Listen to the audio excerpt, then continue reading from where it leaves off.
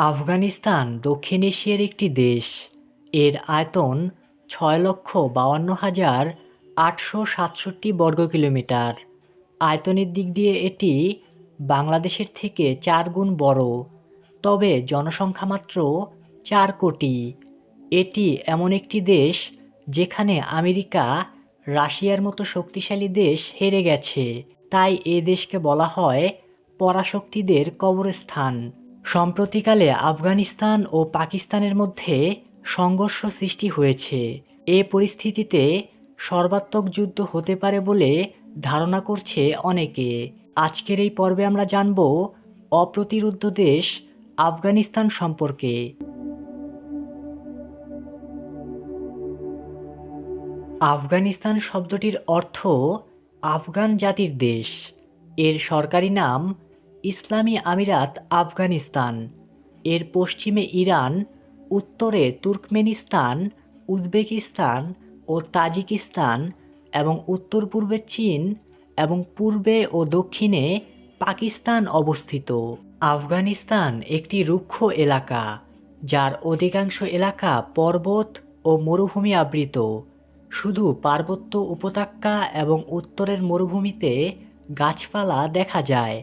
এখানকার গ্রীষ্মকালীন আবহাওয়া গরম ও শুষ্ক এবং শীতকালে প্রচণ্ড শীত পড়ে। কাবুল দেশটির বৃহত্তম শহর ও রাজধানী।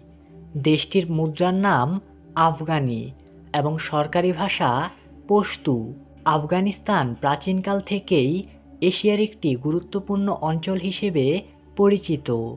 বহু প্রাচীন বাণিজ্য ও বহিরাক্রমণ এই দেশের মধ্য দিয়েই সংগঠিত হয়েছে। শতাব্দীর পর শতাব্দী ধরে বহু লোক আফগানিস্তানের ভেতর দিয়ে চলাচল করেছেন এবং তাদের মধ্যে কেউ কেউ এখানে বসতি স্থাপন করেছেন। দেশটির বর্তমান জাতিগত ও ভাষাগত বৈচিত্র্য এই ইতিহাসের সাক্ষ্য দেয়।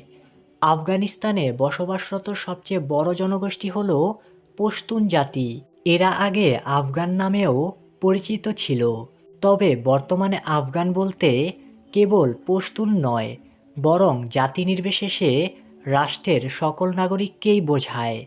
আফগানিস্তানের জনগণ বিভিন্ন জাতিগোষ্ঠীতে বিভক্ত। এই জাতিগুলির কতগুলি আবার আফগানিস্তানের প্রতিবেশী দেশগুলিতে বসবাস করে। পশতুন জাতি আফগানিস্তানের বৃহত্তম জাতি। তারা বহুদিন ধরে আফগানিস্তানের কেন্দ্রীয় সরকারের ক্ষমতায় ছিল। ১৯৮৯ সালে সোভিয়েত সৈন্য প্রত্যাহারের পর তাজিক, উজবেক, হাজারা ও অন্যান্য সংখ্যালঘু জাতিগুলির একটি কোয়ালিশন সরকার ক্ষমতায় আসে। তবে ১৯৯৬ সালে তালেবানেরা ক্ষমতা দখল করে পশতুন আধিপত্য পুনরায় প্রতিষ্ঠা করে।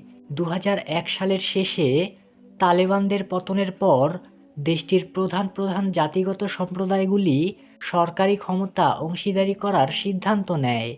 ২০০৪ সালের আফগানিস্তানের সংবিধানে আফগানিস্তানের বৈচিত্র্যময় জাতিগুলির অধিকার সংরক্ষণের কথা বলা হয়েছে।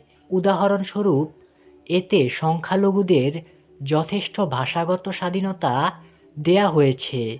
স্থানীয় ভাষা যেমন উজবেক ও তুর্কমেনীয় ভাষাকে তাদের ভাষাভাষী স্থানীয় এলাকায় সরকারি ভাষার মর্যাদা দেয়া হয়েছে। দেশটির সবচেয়ে বেশি কথিত ভাষা পশতু ভাষা ও দারি ভাষাকে রাষ্ট্রীয় সরকারি ভাষার মর্যাদা দেয়া হয়েছে। আফগানিস্তানের প্রায় ২/৫ জনগণ পশতুন জাতির লোক। হিন্দুকুশ পর্বতের দক্ষিণে এদের ঐতিহ্যবাহী আবাসস্থল। যদিও পশতুনরা আফগানিস্তানের বিভিন্ন অঞ্চলে বাস করে, তাদের মূল শক্তিকেন্দ্র দেশের দক্ষিণে কান্দাহার প্রদেশে। এছাড়া অনেক পশতুন উত্তর পশ্চিমে পাকিস্তান সীমান্তে বসবাস করেন। পুরুষ পশতুনরা প্রাচীন জাতিগত আচার মেনে চলেন, যে আচারে সাহস, ব্যক্তিগত সম্মান, প্রতিজ্ঞা, স্বনির্ভরতা ও আতিথেয়তাকে প্রাধান্য দেয়া হয়েছে। পশতুনদের মাতৃভাষা পশতু। এটি একটি ইন্দো-ইরানীয় ভাষাগোষ্ঠীর ভাষা। ধর্মই আফগানিস্তানের বিভক্ত জাতিসত্তার দৃঢ়তম বন্ধন। আফগানদের প্রায় ৯৯%ই মুসলিম। এদের মধ্যে ৮৪% সুন্নি এবং প্রায় ১৫% শিয়া মুসলিম। শহরগুলিতে অল্প সংখ্যক হিন্দু, শিখ, পারসিক ও ইহুদি ছড়িয়ে ছিটিয়ে আছেন। ১৯৬০-এর দশক থেকে অনেক আফগান ইহুদি ইসরায়েলে পাড়ি দিয়েছেন। হজরত আলীর কবর মাজারে শরীফ অনেক মুসলিমের তীর্থস্থান। আফগান জীবনের এক গুরুত্বপূর্ণ ব্যক্তিত্ব হলেন মোল্লা।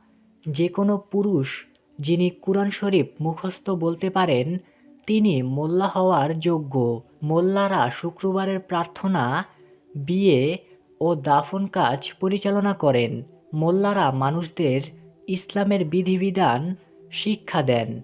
তারা ইসলামী আইন অনুসারে সংঘাত নিরসন করেন এবং শারীরিক, সামাজিক ও ব্যক্তিগত সমস্যার সমাধান দেন। প্রত্যন্ত গ্রামাঞ্চলে স্থানীয় মোল্লা ও স্থানীয় জমিদার মিলে নির্ধারণ করেন তাদের অনুসারীরা কী করতে পারবে বা পারবে না। সোভিয়েত অধিকৃতর আগেই আফগানিস্তানে জীবনযাত্রার মান ছিল বিশ্বের সর্বনিম্ন। সোভিয়েত আফগান যুদ্ধ ও তারপরে গৃহযুদ্ধ দেশটির অর্থনীতির চূড়ান্ত বিপর্যয় ঘটায়। সোভিয়েত আমলে শহরকেন্দ্রিক বাণিজ্য ও শিল্প সুযোগ সুবিধা গ্রামীণ অর্থনীতিকে শুরু থেকে আলাদা করে ফেলে এবং মাদকদ্রব্য ও অস্ত্রের চোরাচালান চরমে পৌঁছে। আফগানরা মূলত কৃষক ও পশুপালক। ২০ শতকে খনি ও ভারী শিল্পের উন্নতি ঘটে, তবে স্থানীয় হস্তশিল্প গুরুত্ব হারায়নি। ১৯৫৬ সালে সরকার অনেকগুলি পাঁচশালা পরিকল্পনার প্রথমটি শুরু করে। ইউরোপ, আমেরিকা ও জাপানের সাথে বাণিজ্য বৃদ্ধির উদ্যোগ নেয়া প্রকল্পগুলি সাফল্যের মুখ দেখে।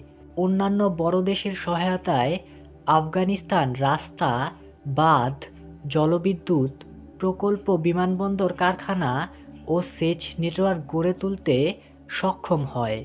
১৯৭৯ সালে সোভিয়েতরা আসার পর পশ্চিমা সাহায্য বন্ধ হয়ে যায় এবং ১৯৯১ সালে সোভিয়েত শাসনের মুক্তির পর আবার সাহায্য আসা শুরু হয়। ২০০১ সালে তালেবানদের পতনের পর আফগানিস্তানে নতুন করে আন্তর্জাতিক সাহায্য নিয়ে যুদ্ধ-বিধ্বস্ত দেশ পুনর্গঠনের উদ্যোগ নেওয়া হয়। আফগানিস্তান প্রশাসনিকভাবে ৩৪টি প্রদেশে বিভক্ত। প্রতি প্রদেশের নিজস্ব রাজধানী আছে। প্রদেশগুলি আবার জেলায় বিভক্ত। এক একটি জেলা সাধারণত একটি করে শহর ও পার্শ্ববর্তী অঞ্চল নিয়ে গঠিত। অভ্যন্তরীণ মন্ত্রী প্রতিটি প্রদেশে একজন করে গভর্নর নিয়োগ করেন। গভর্নর কেন্দ্রীয় সরকারের অধীনস্থ প্রদেশের প্রতিনিধিত্ব করেন। প্রদেশের পুলিশ প্রধানকেও অভ্যন্তরীণ মন্ত্রী নিয়োগ দেন। শুধুমাত্র কাবুল শহরে এর ব্যতিক্রম দেখা যায়। সেখানে শহরের মেয়রকে আফগানিস্তানের রাষ্ট্রপতি নির্বাচন করেন এবং শহরটির প্রশাসক কাবুল প্রদেশ থেকে স্বাধীন। আজকের এই ভিডিওটি এই পর্যন্তই। এমন আরও ভিডিও পেতে চ্যানেলটি ঘুরে দেখতে পারেন।